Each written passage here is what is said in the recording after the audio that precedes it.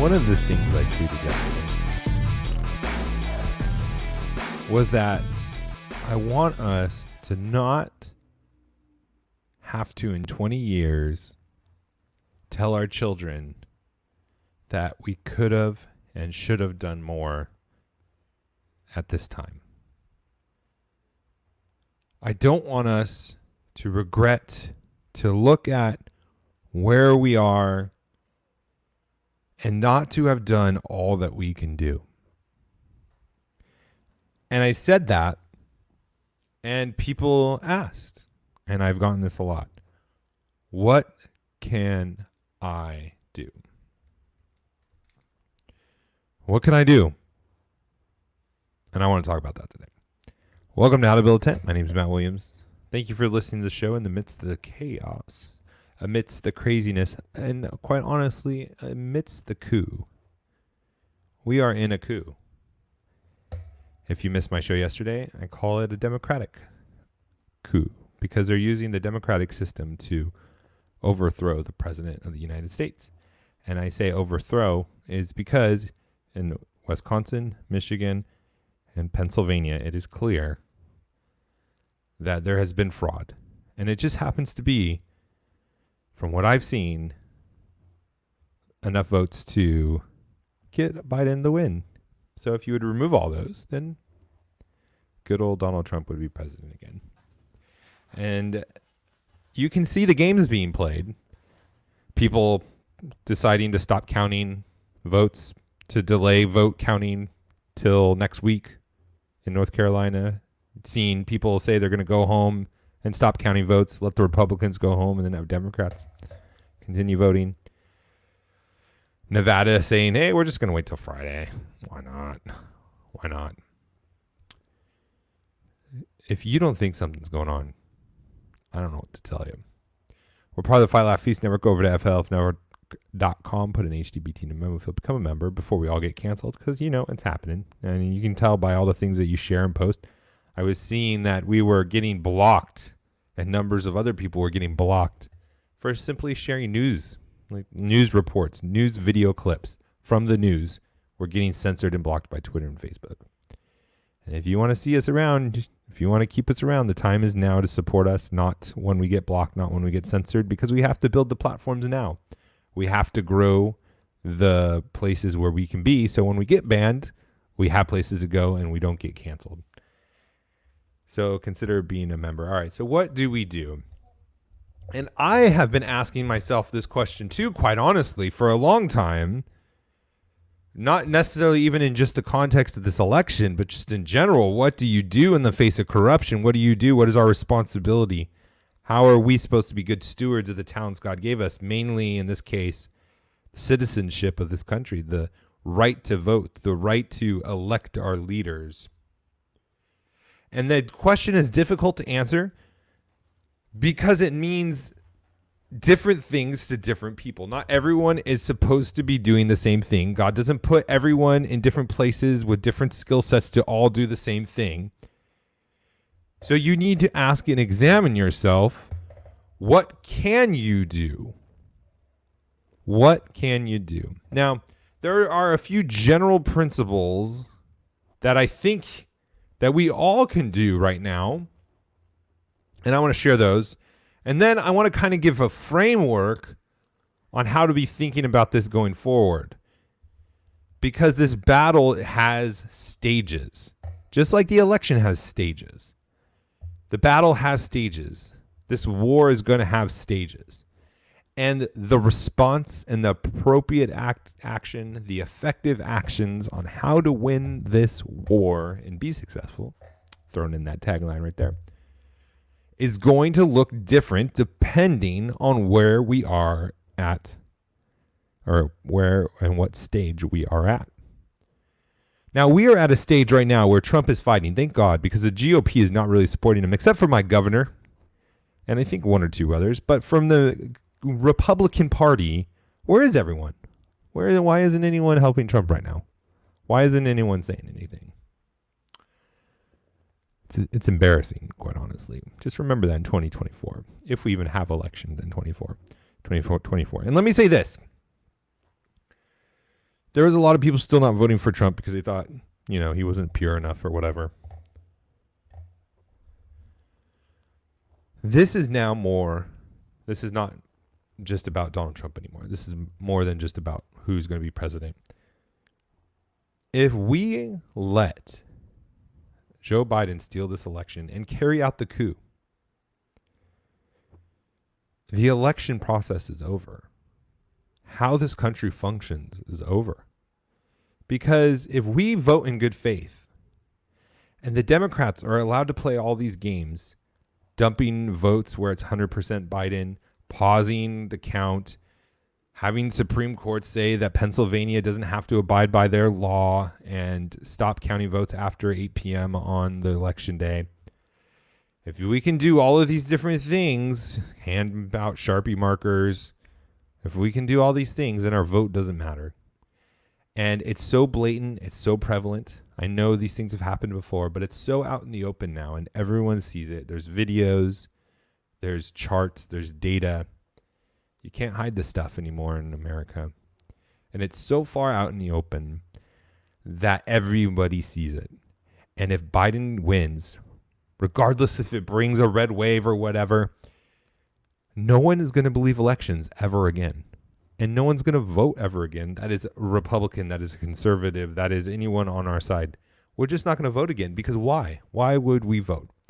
And that is why we need to fight, guys. We don't need to just fight for Donald Trump. This has become by far the most important election of our lifetime simply because of the blatant corruption that is out there for all of us to see. It's one thing when it's done in secret and it can't be proven. It's still wrong. It's still just as bad. But when it's blatant like this, if it's not going to be unchecked, they're going to be more bold to do it next time. And we're going to be all on our side more discouraged to not even show up to vote because there will be no point. And I agree, there will be no point. I wouldn't vote anymore. What's the point? So that's why we need to do things. So here's the 3 things that I would do right now if I were you and what any of us can do. 1, start voicing your support however you can on social media. Be encouraging those who are fighting. Be encouraging to Donald Trump. Be encouraging to Donald Trump's lawyers. Be encouraging to your representatives online. Tag them, share, encourage them to get into the fight. Tell them that you're going to support. Show up at the rallies. Do whatever you can to build political pressure. Now, the left does this through rioting. The left does this through destruction. But we, conservatives, do it through Tea Party marches and those kinds of things. We should do those too. We should be doing marches. We should be doing events. We should be doing those kinds of things. So if you can participate in those, you can lead those, you can develop or you can post about it. Any of those things, you can do those and you should do them. It's very important. This is going to be as much a legal fight as a political fight. And the left understands this, and so you need to understand it too.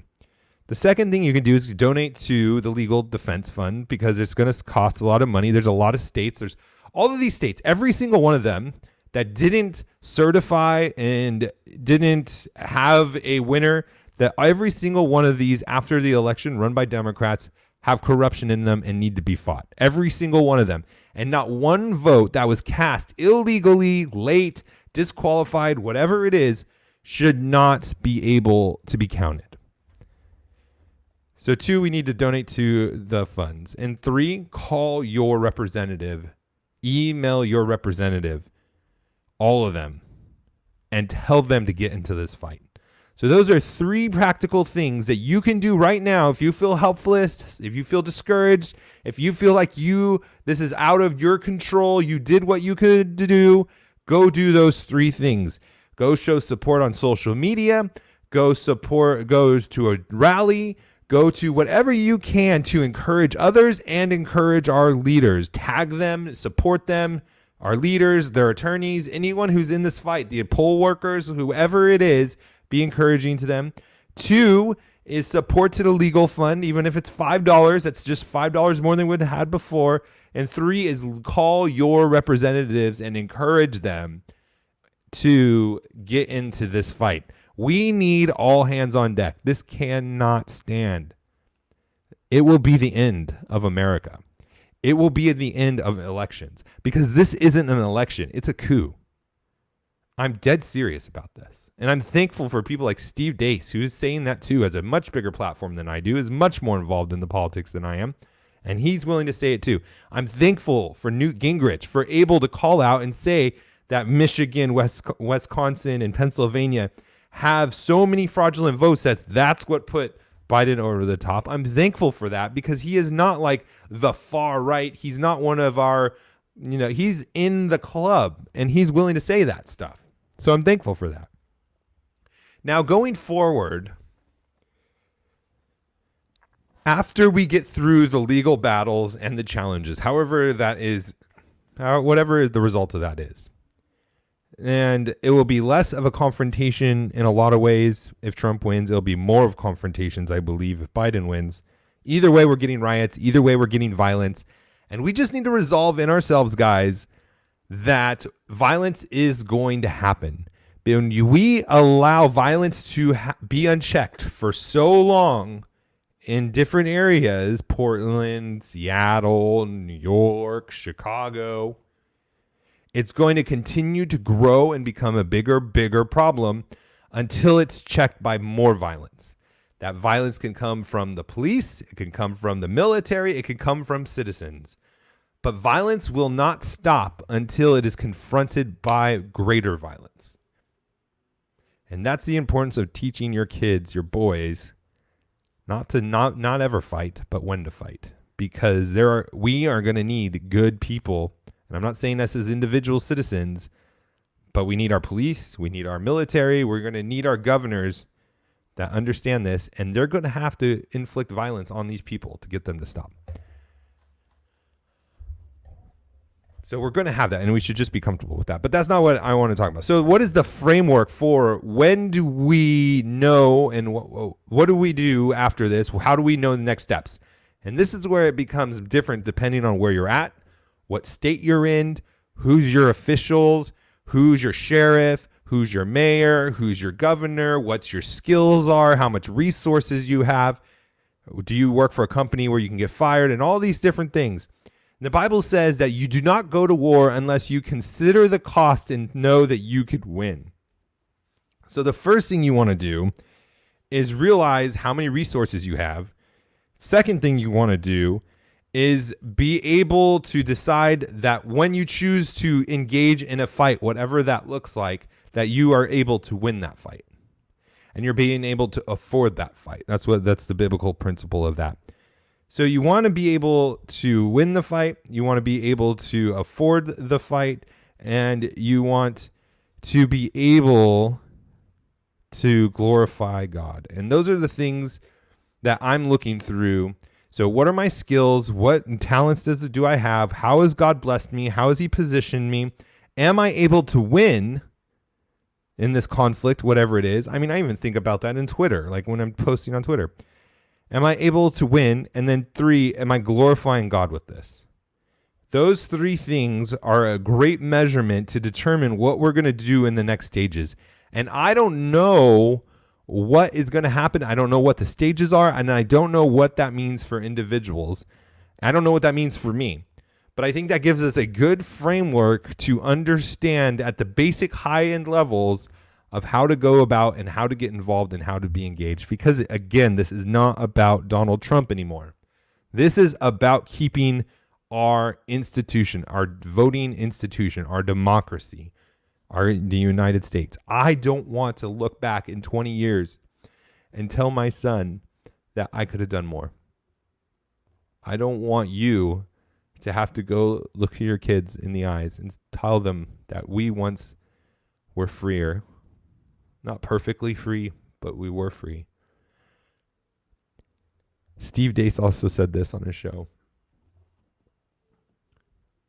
We're going to have to fight the cold, warm war, or our sons are going to have to fight the hot war. Let's not leave this country worse for our kids. Let's not leave this country worse. Let's leave a blessing and inheritance beyond just our resources and our wealth, but also a country that was better than what we had. And if we don't fight now, and if we just concede and let the fraud happen, we let the coup happen, our children aren't even going to recognize what we grew up in, what we were given. We're going to squander our resources. We're going to squander the gifts that God's given us. I don't want to tell my son that when he's in his 20s. I don't want him to ask about these days, and I have to tell him I didn't do all I could. Just think about that. What do you want to tell your kids in 20 years about this time? And pray for courage and wisdom and boldness to be that person you want to be. Have a good weekend. Be praying. Be in community. Talk with your pastor. Talk with your friends. Talk with your family. Pray with them. And we'll talk to you next time.